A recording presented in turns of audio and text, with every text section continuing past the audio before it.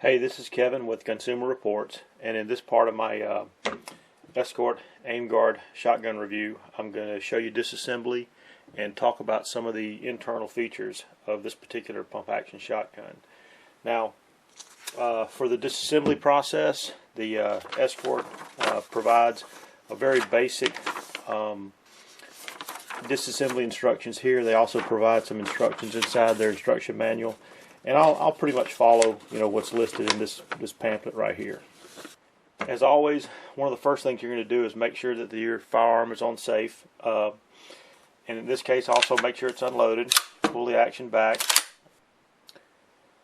All right, for step one, they basically say depress the slide release button here, which is in front of the trigger guard. So you press that. Step two, you'll bring the bolt back or the action back about that far right there. And it easily slides back. For step three, what you're going to do is you're going to remove the magazine tube cap right there. And then for step four, you're just going to pull the barrel forward right here, and it's going to come off the end of the magazine tube and out of the receiver. So for the next part, you're going to go ahead and pull your slide forward and actually hold the shotgun toward where the receiver is really vertical like that, because what's going to happen is as you pull it forward, your bolt is going to slide out of the receiver like that. And so now you have it disassembled to this level.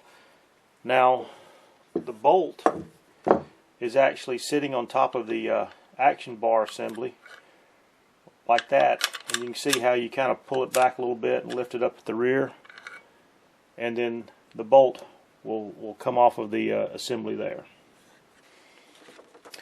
Now that was pretty quick. Disassembly is really easy on it, and I basically followed roughly their 8 steps, and actually I think step 8 talks about reassembly, but I followed the steps that were outlined here in their instruction manual, and you can see it breaks down pretty simple and pretty quick to these primary components. And for normal cleaning, really this is about all you really need to do to break your shotgun down. I'll go ahead and go through real quick reassembly. Next, I'm going to reinstall the bolt and the slide here, and what you want to do is make sure that when you put the bolt back on the piece here, is that you tilt the bolt down in the front, okay, and you see this part right here which is spring loaded. You're going to tilt it down the front over that spring loaded part so it's sitting flat right here, and so that the bolt freely actuates like this. It actually talks about in the instructions making sure that you just don't set it down on top of the bolt where it's tilted like that, because you can't reassemble the firearm like that. So tilt it over like that, and what I'm going to show you here next real quick, it's not really mentioned in the instructions, but I'm going to slide that assembly over here, and sometimes it'll catch when I'm putting the slide assembly here, and when it does catch, I go through and press right here to relieve whatever that binding situation is. Now it doesn't do it every time, but we'll go ahead and slide it together now here. Alright, so I brought it to that position right there, and in that case it didn't catch, and it it came all the way back to the position right there. Now what I'm going to do is I'm going to take it back out and see, like right there, it's starting to bind. In that case, if it's doing that and you're having trouble, just push up on the elevator right there and then press into the side slightly, and it'll get you past that point. Okay? Alright, so after you put the slide assembly in place, make sure you press the action release button here and go ahead and bring your bolt back to a position which was about the same position when you remove the barrel. To reinstall the barrel, what you're going to do is get the stainless steel portion of the barrel kind of started into the receiver, and then you'll start sliding the barrel back until it goes over the magazine tube, and then you'll push it in place. Next, you'll go through and reinstall your magazine tube cap like that. Okay, and the action seems to be working properly. It's unloaded, seems to fire, safety seems to work. So that's it. Next, I want to go ahead and show how to remove the trigger assembly here. And there's two pins right here, and what I'm going to do is I've got the receiver sitting on top of a kind of like a soft bag here, and I'm going to take a punch and I'm going to knock those two pins, kind of get them started out towards the other side like that. Now what you can see, pins are now sticking out there. I can just grab the pins by hand and pull them out. I'll set them aside. Alright, with the pins out, what you're going to do is you're going to lift up really on the trigger guard part of the assembly here, kind of lift up at the rear and tilt it forward some, or tilt it up like that, and it'll come right out of the receiver just like that. Now to reinstall it, it's pretty much the reverse of those actions. You're going to go through and you're going to put it into the receiver, tilt it about like that, and just slowly work it in there until you get it to where it's about in place. And then you're going to look at your holes here in the receiver, and you're going to get them aligned, and then you're going to go through and you're going to reinstall your takedown pins. Now look back at the trigger assembly here for just a second, and with regard to the takedown pins, what you're going to see is there's this little metal clip right here, which actually fits inside the notch in the takedown pin right there. And the metal clip is only on the right hand side, so you can see there's no clip on the left hand side. So when you're disassembling it, if you'll take and install the pins, reinstall them going from the left to the right, you only have to push this little notch right here past that spring once. Now when you're pulling them out, if you'll go push them from the right to the left, then you only have to push it through that notch one time. Next I'm going to remove the stock, and to start out I'm going to remove the butt pad here, and it's just a normal Phillips screwdriver here, and you just push it down through these holes here in the butt pad to remove those screws. The screws are pretty long, so I'm going to go ahead and pause. Alright, so I went ahead and removed the screws, and you can see the butt pad just comes off the end of the stock like that. And next what you're going to see, if I can get the lighting just right, is that there's a hex nut on the end of a piece of rod down in the bottom of the stock, and to remove the stock you're going to have to take that hex nut off. To remove the hex nut, I've got a socket here that's a 13mm socket, and I'll thread it down in there like that, and I'll just remove the nut. Now once you first loosen the nut, you can see immediately the stock is going to get loose like this. So go ahead and grab the receiver and the stock itself and hold it together while you're taking the nut off. And let's see here, the nut's off. It's got a couple of washers on it, but I'll go ahead and slide the stock here off, and I'll try to make sure those washers fell within the stock, and you can see they fell out right here. And so the stock is held in place with this piece of rod right here.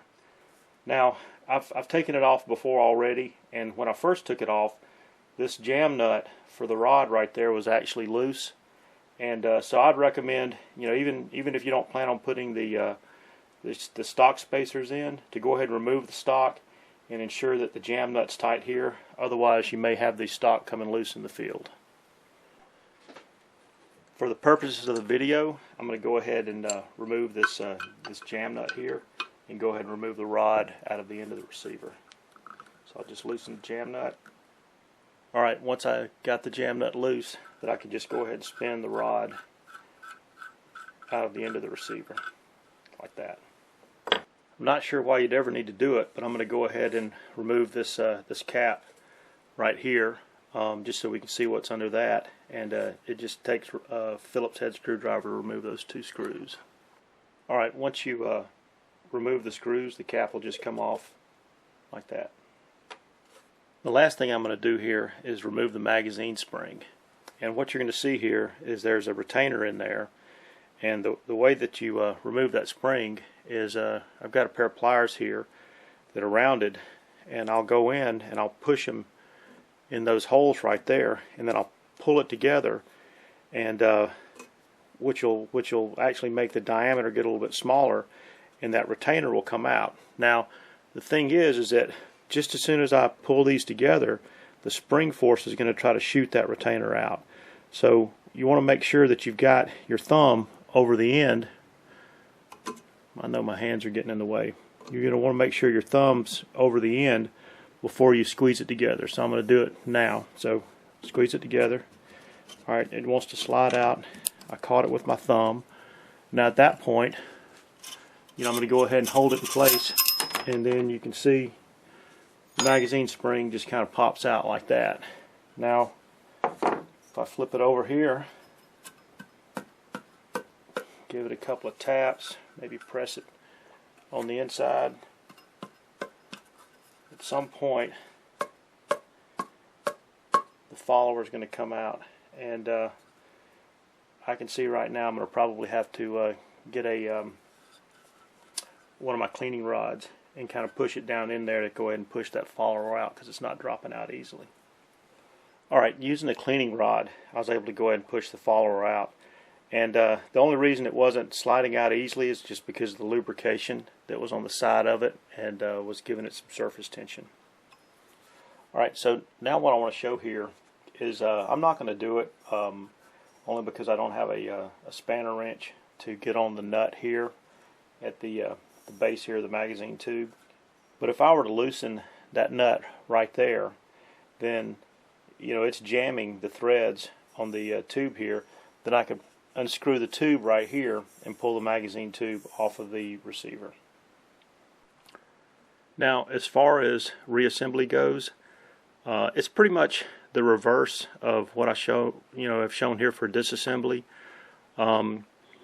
As far as things that might be a little bit tricky, you want to make sure that you when you're putting in the magazine spring, the retaining part on the end, that you keep it under control as you're putting the spring back in place. And other than that, it's pretty straightforward if you just reverse the disassembly steps. Okay, there you have it. The shotgun's been fully disassembled, or as far as I'm going to go, which is much further than you would really need to for normal cleaning purposes. So this next little part here that I'm going to go over is going to be some of the internal features that I just want to point out while it's disassembled. The butt pad's actually going to be pretty effective, and what you've got is a relatively soft rubber. I don't know if you can see with my fingers pressing on it. A relatively soft rubber that's molded around more of a rigid shell here to be able to attach it to the stock. Up under the cap, you can see there's actually a small area right here, which if you wanted to store some type of items in there, I don't know if you might can get some matches in there or something like that, but if you wanted to store something up under there, you could. Alright, one of the questions that always comes up for these value line shotguns are some of the accessories compatible, or some of the furniture compatible with, like the Remington 870 or the Mossberg 500. In both cases, they are not. At first glance, it kind of looks like this might be compatible with the Remington 870, but what you've got is that the 870, the end of the stock here, actually has a boss that comes out that fits into a recess here, and that's not the case for this particular shotgun.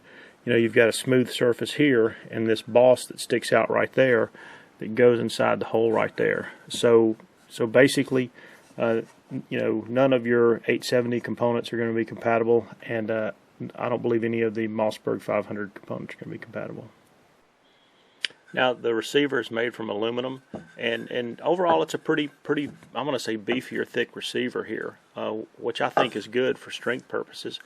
And I've seen this. This is very similar to some other shotguns that I've reviewed that have been, we'll say, value line shotguns. The hole in the end here that you use to put your rod through to attach your stock, the hole is tapped all the way through. I don't know if you can see in there. You can see the other end of the hole right there.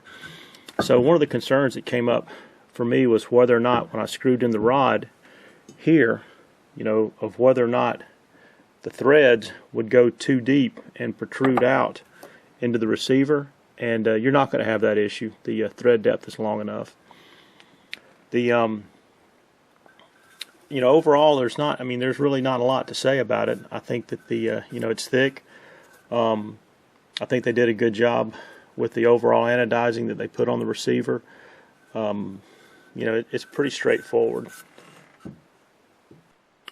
They end up giving you 2 magazine followers, and they're both clear. The magazine spring retaining plug is steel, and again, when you're reinserting this and taking it out, always be careful, because it is, there's some spring force that is going to make this thing fly across the room if you're not careful. For the trigger assembly, I'm just going to show it here, and I wouldn't recommend anyone going through and disassembling this any further unless you're familiar with firearms and reassembly and have a good working knowledge about how some of these components work. Overall, it's not that complicated. I think if you probably sat there and studied some pictures and whatever, you could probably pull it apart. I'm not sure exactly why you would want to pull it apart in this state right here with some compressed air and some cleaner. You can probably clean it pretty good. I don't really think a shotgun really requires a trigger job. Although, if your trigger was horrible for some reason, you might want to, to see if you could correct some of that. But overall, when you pull it out, it stays as an assembly like this, and then I really wouldn't break it down any further. The magazine tube cap here has got a sling swivel stud on the end of it, and the stud to me is maybe a little bit looser than I would want it to be. It's got just a little bit too much angular play here. You can kind of see I'm trying to rattle it around with one hand, and it's got a little keeper in there, or clip on the back side, which holds it in place. Most likely you're not going to have an issue with that, but to me, I would have liked to have seen just maybe a little bit better of a fit, so that it wouldn't kind of rattle like that or turn over. That gives me some thoughts that, well, maybe something might happen to where it may come off in the future. But that would have been nice to see that to be a little bit better.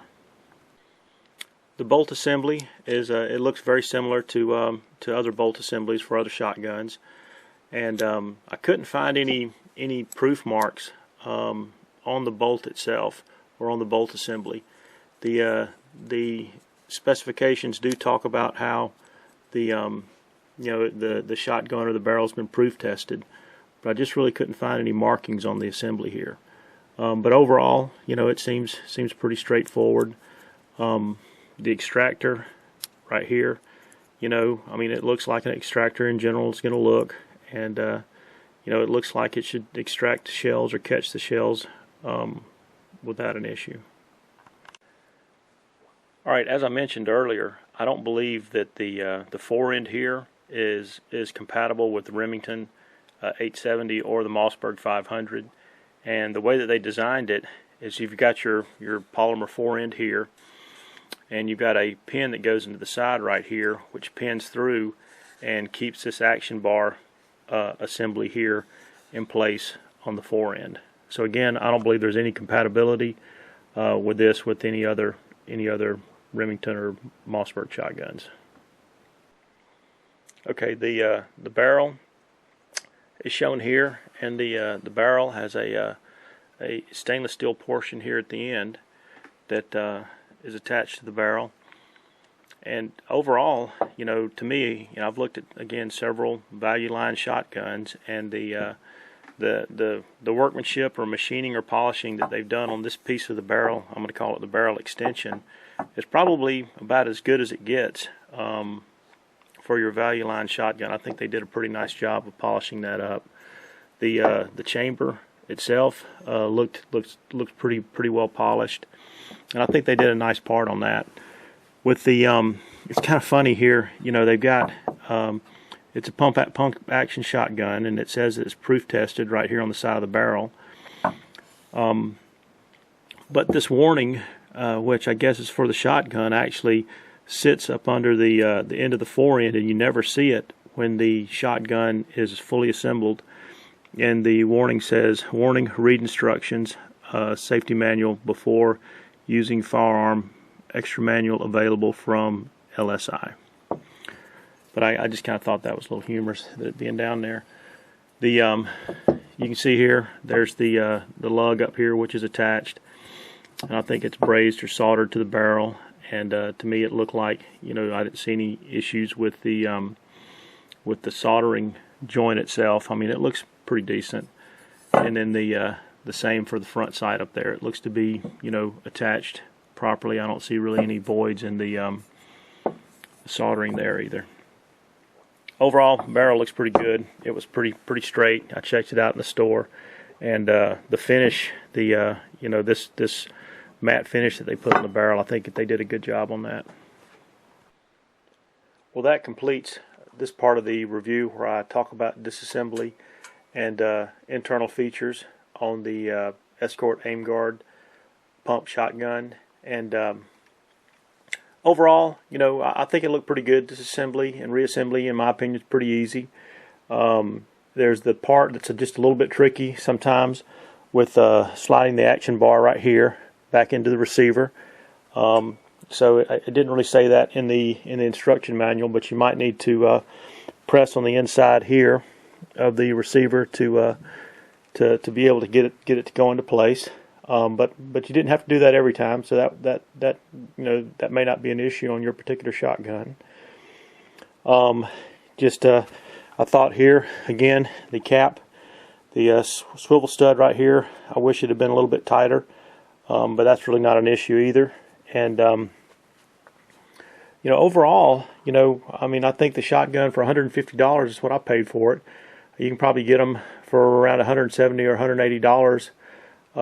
Less than $200 probably at most places. And from my perspective here in this part of the review, I think it seems like a pretty solid investment just based on these observations. Sorry, I tend to be a little bit longer in my videos, so please forgive me. But if you like the video, please like or subscribe or both. And as always, I'll try to bring some more in-depth reviews in the future. Thanks.